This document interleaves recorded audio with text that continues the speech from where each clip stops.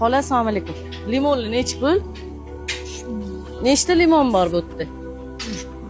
Saning hammasini sotib olaman, o'tirmang. Hisob bering, hammasini olaman. 15, 16, 17 ta ekan, xola.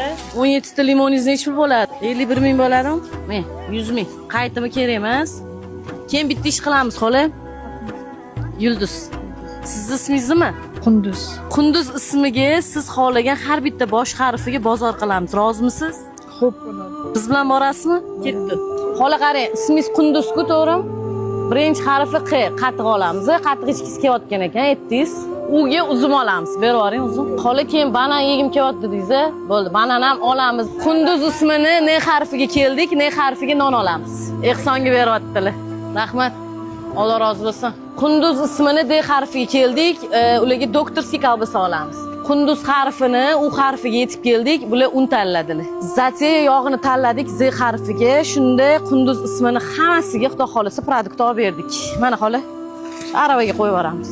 Xola, mana limonlaringizni o'zingizga qaytarib beraman. Yo'q, yoki sotib olasiz, yoki o'zingiz choy ichasiz, yoki xohlasangiz tarqatib yuborsangiz bo'ladi, xo'p? Duo qilib qo'ysangiz bo'ldi.